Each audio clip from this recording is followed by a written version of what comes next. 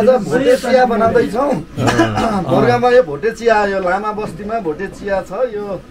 एकदमै मिठो हुँदो रहेछ यो खाएपछि खान बाँकी छ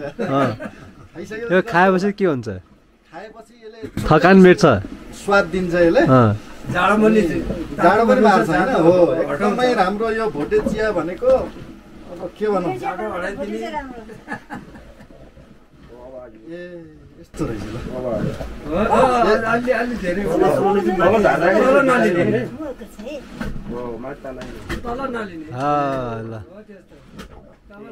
भोटे चिया बनाउँदै हुनुहुन्छ आन्टीले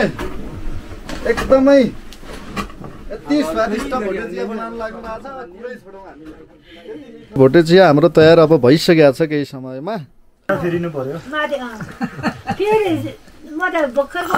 कस्तो लागिरहेछ चिया चाहिँ मिठो लागिरहेछ नि यति मिठो छ सर यति मिठो छ कुरै छोडौँ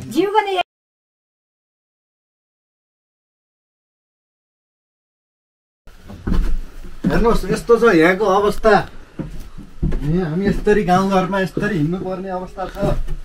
अनि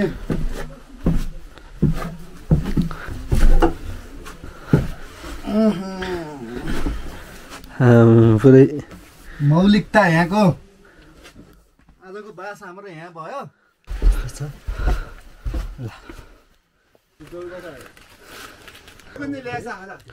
रोटीसँग मह खाँदैछौँ एकदम स्वादिलो छ स्वादिलो छ मिठो छ तपाईँहरूले हेर्न सक्नुहुन्छ दुईजना अङ्कल लागेर हामीलाई खुवाउँदै हुनुहुन्छ स्वागत गर्दै हुनुहुन्छ डाक्टर साहब कस्तो लागिरहेछ हजुरलाई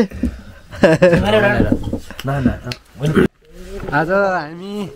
कहाँ छौँ सर भन्नुहोस् यो सिमीकोट गाउँपालिका वडा नम्बर कति अरे सर सिमीकोट गाउँपालिका हामी बरगाउँ भन्ने ठाउँमा छौँ बरगाउँमा छौँ होइन छ गाउँ पनि एकदम टक्क मिलेको गाउँ पनि मिलेको गाउँ पनि मिलेका यहाँका मान्छे पनि मिलेका त्यसपछि यहाँ सबै मिलेको हेर्नुहोस् यो टोइलेट पनि मिलेकै तल चाहिँ ठे पर्दो रहेछ यहाँभन्दा तल ठे होइन हामी देख्न सकिन्छ यो बरगाउँ भन्ने ठाउँ हो